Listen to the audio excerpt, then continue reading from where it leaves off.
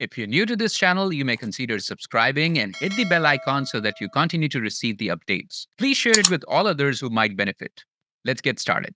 All right, so we've been talking about the perceptrons, and we discussed that perceptrons definitely overcome some of the opportunities related to Macaulay-Pitts neurons, but they still were linear separators, and there were limitations when it comes to data. There would be certain situations where a perceptron would not be able to do proper classification. In addition, there was one more opportunity with perceptron that we now need to look at. So perceptron looks like this. And how does a perceptron make a decision? It obtains the weighted sum of the inputs and checks if the sum total is greater than or equal to a threshold theta.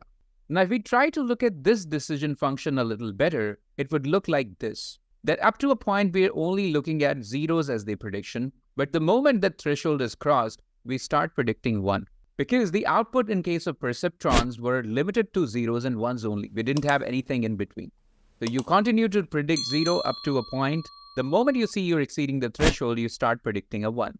So people said this is somewhat harsh. This is too stringent. That up to a point, let's say this threshold was hypothetically a 0.5, then you would say till about 0.49, the prediction is 0. But the moment you do it 0.51, the prediction is 1. As later on, we will realize that this also has a limitation in terms of its differentiability. And soon we'll begin to call it as activation function. One of the critical properties for such functions is differentiability. Now, if you know, such pointed graphs would lack differentiability. So what was the alternative? People thought of a better alternative in the form of a sigmoid function. A sigmoid is a family of functions that we talk about, and we are in particular talking about a logistic sigmoid function, which is what you study in logistic regression as well. You can see this also helps you make a decision between a 0 and 1, but it doesn't sharply rise from 0 to 1 directly. It has a smooth journey from 0 to 1. And the other important favorable outcome of a sigmoid is that it'll always be confined between 0 and 1, and that too taking a continuous set of values. So this could be compared with the probabilities. So in a way, we can draw a threshold, let's say a line at 0.5, and we are saying as you move above this threshold, the chances of value being closer to 1 increase. And as you move below the threshold, the chances of the outcome being closer to 0 increase. But at all stages, you have some value that you can quote. For example, here you might say that the chances are a certain value between 0 and 1, which is closer to 0 compared to its proximity with 1. Similarly, a value here would be closer to 1 compared to its proximity with 0. So we are talking probabilities now, the chances. So the researchers back in the 70s and 80s came up with suggestions which supported the use of a sigmoid function with a perceptron. And that became popular as a sigmoid neuron later on. And parallelly, there were discussions about how could we use multiple neurons together.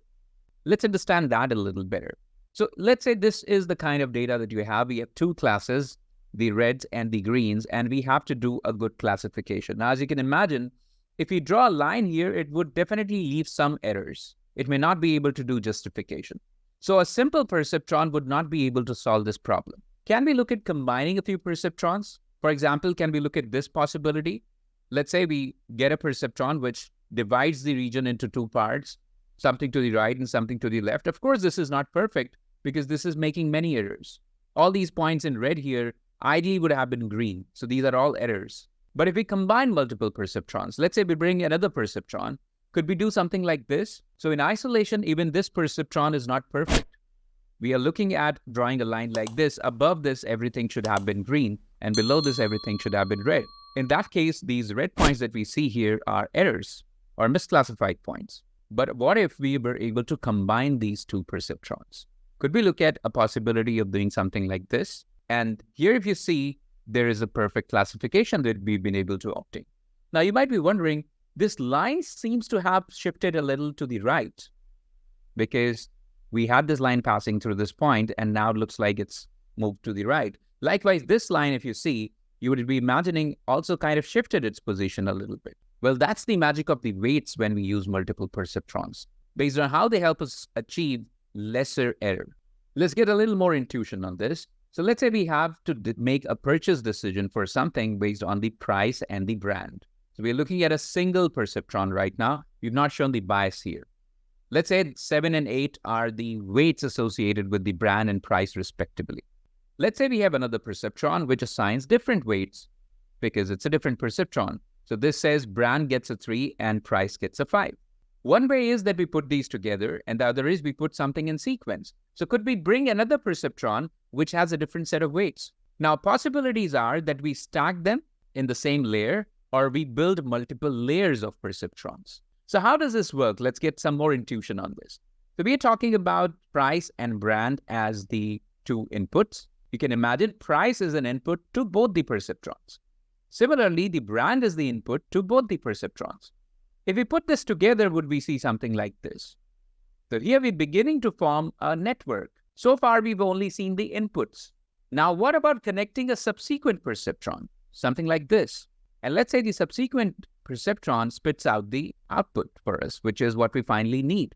So in this way, if you see, we are able to put a tiny network here. We have some inputs and we are looking at some outputs, but we are able to put multiple perceptrons in different arrangements.